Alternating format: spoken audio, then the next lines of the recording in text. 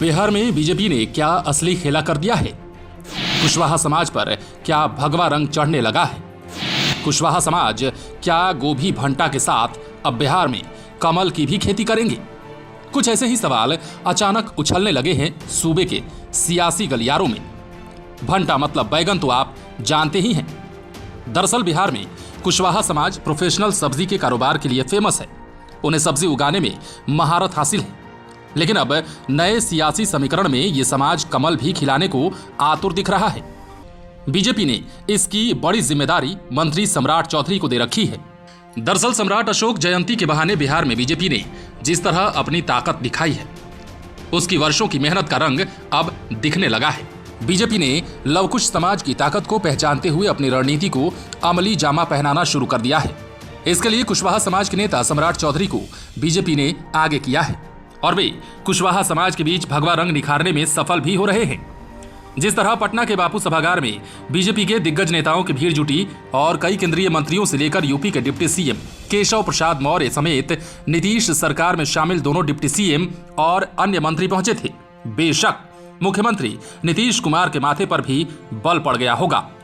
पटना में बीजेपी की ओर से आयोजित सम्राट अशोक की जयंती में पार्टी के राज्यसभा सांसद और बिहार के पूर्व मुख्यमंत्री सुशील कुमार मोदी ने भी शिरकत की। उन्होंने कार्यक्रम में जुटी भीड़ को देखते हुए कुशवाहा समाज की ताकत को पहचाना। आगे की रणनीति को भांपते हुए सुशील मोदी ने खुले मन से कार्यक्रम के आयोजक की भी भूमिका संभाल रहे सम्राट चौधरी को सीधे शब्दों में सलाह दी कि पटना के बापू सभागार की कैपेसिटी 5000 लोगों की है, सो वे अगले साल कुशवाहा समाज का सम्मेलन कराएं और इसमें कम से कम कुशवाहा समाज से 1 लाख लोगों को जुटाएं। सुशील मोदी ने लवकुश समीकरण को बताते हुए कहा कि लवकुश भगवान राम के वंशज थे और भगवान राम को बीजेपी कितना अधिक मानती है, ये किसी से छुपी नहीं है। अयोध्या में भव्य राम मंदिर निर्माण कराया जा रहा है। सुशील मोदी ने यह भी कहा कि पीएम नरेंद्र मोदी ने सम्राट अशोक के नाम पर डाक टिकट जारी कर उनको सम्मान देने का काम किया है। देश में लगातार अखंड भारत के निर्माण की बात हो रही है। ऐसे में यूरोप के तर्ज पर भारत महासंघ के निर्माण करने की जरूरत है। पाकिस्तान, नेपाल, अफगानिस्तान, श्रीलंका सहित सभी देश को मिलाकर भारत महासंघ का निर्माण हो। साथ ही 2024 के चुनाव में लवकुश समीकरण एक बार फिर से नरेंद्र मोदी को पीएम बनाएगा। सुशील मोदी के अलावा सम्राट अशोक की जयंती समारोह के मंच से केंद्रीय मंत्री और बिहार प्रभारी भूपेंद्र यादव, केंद्रीय मंत्री नित्यानंद राय, केंद्रीय मंत्री अश्विनी चौबे, यूपी के डिप्टी सीएम केशव प्रसाद मौर्य, बिहार के दोनों डिप्टी सीएम तारकिशोर प्रसाद और रेणु देवी, स्वास्थ्य मंत्री मंगल पांडे, संजय जायसवाल समेत अन्य नेताओं ने लवकुश समाज की प्रशंसा करते हुए सफल कार्यक्रम के लिए सम्राट चौधरी की खुले शब्दों में सराहना की। सम्राट अशोक के बहाने बीजेपी ने ताकत तो दिखाई ही दिखाई, साथ ही सम्राट चौधरी की जमकर प्रशंसा भी की। बीजेपी के दिग्गज नेताओं ने सियासी गलियारों में विरोधियों को मैसेज भी दिया कि कुशवाहा समाज का नेता बीजेपी में सम्राट चौधरी ही हैं। सुशील मोदी ने तो साफ साफ ये मैसेज दे दिया कि सम्राट चौधरी कुशवाहा समाज के नेता हो गए हैं। पॉलिटिकल एक्सपर्ट की माने तो बीजेपी नेताओं ने मैसेज देकर एक साथ एक तीर से 2 निशाने लगा दिए हैं। विरोधियों को तो बीजेपी नेताओं ने यह मैसेज दिया ही, साथ ही एनडीए में शामिल जेडीयू को भी बताया कि बीजेपी में कुशवाहा समाज की बागडोर सम्राट चौधरी ने संभाल ली है। सियासी गलियारे में यह किसी से छुपी नहीं है कि लवकुश समाज नीतीश कुमार को अपना नेता मानता है। नीतीश कुमार ने इस समाज के लिए लगातार काम भी किए हैं। इन्हीं समाज की सियासी अंगड़ाई की वजह से नीतीश कुमार ही नहीं बल्कि उपेंद्र कुशवाहा, शकुनी चौधरी, नागमणि से लेकर कई नेता हुए। इसके बाद मुख्यमंत्री की कुर्सी पर नीतीश कुमार पिछले 17 वर्षों से लगातार बैठे हुए हैं। इसमें बीजेपी का जबरदस्त सहयोग मिला हुआ है। हालांकि बीच में 1.5 वर्षों के लिए महागठबंधन का सहारा लेना पड़ा था। बाद में ये फिर से बीजेपी के साथ आ गए। लेकिन एनडीए के गलियारे में पिछले कुछ माह से गतिविधियों को देखा जाए तो बीजेपी और जेडीयू में खटपट चलते रहती है। कभी जातीय जनगणना को लेकर, तो कभी स्पेशल स्टेटस को लेकर और कभी तो जनसंख्या नियंत्रण कानून को लेकर। यहां तक कि बीजेपी सम्राट अशोक की जयंती मना रही थी, तब भी जदयू के उपेंद्र कुशवाहा और बीजेपी के संजय जायसवाल के बीच तनातनी देखने को मिली। दरअसल उपेंद्र कुशवाहा ने कहा कि जब तक जदयू एनडीए में है तब तक नीतीश कुमार ही नेता रहेंगे। 2025 तक अभी सीएम के लिए कोई वैकेंसी नहीं है। इसी पर संजय जायसवाल ने कह दिया कि उपेंद्र कुशवाहा पहले से तो बताएं कि 2025 तक वे जदयू में रहेंगे या नहीं। इस पर उपेंद्र कुशवाहा कहां चुप रहने वाले थे, लगे हाथ कह दिया। मुझसे ये सवाल पूछने वाले संजय जायसवाल आखिर होते कौन हैं? पॉलिटिकल एक्सपर्ट तो ये भी कह रहे हैं कि बीजेपी और जेडीयू में ये तनातनी आगे भी दिखेगी।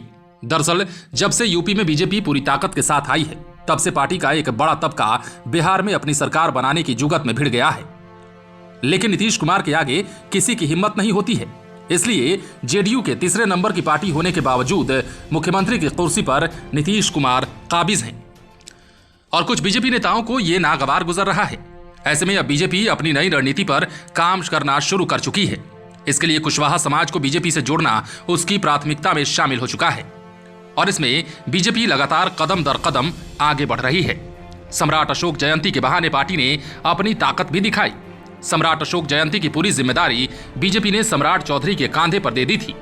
इसमें वो सफल भी हुए और कुशवाहा समाज को बीजेपी से जोड़ने में सम्राट चौधरी धीरे धीरे सफल भी हो रहे हैं।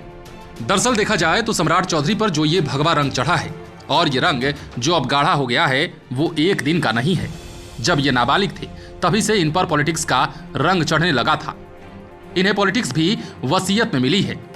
इनके पिता शकुनी चौधरी आज भी भागलपुर जोन में कुशवाहा समाज के बड़े और प्रभावशाली नेता माने जाते हैं। वे 7 बार विधायक और सांसद रहे हैं। इनकी मां पार्वती देवी भी तारापुर से विधायक रही हैं, लेकिन अब सम्राट चौधरी पूरी तरह से राजनीति के रंग में रंग गए हैं। जब ये नाबालिग थे तभी इन्हें लालू यादव ने मंत्री बना दिया था।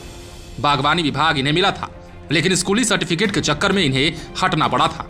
बाद में 2000 और 2010 में परबत्ता से विधायक बने।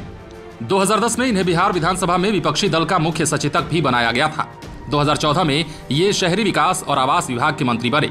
2018 में बीजेपी ने इन्हें बिहार का उपाध्यक्ष बनाया, तो वर्तमान में बीजेपी कोटे से फिलहाल पंचायती राज मंत्री के पद पर सम्राट चौधरी काबिज हैं।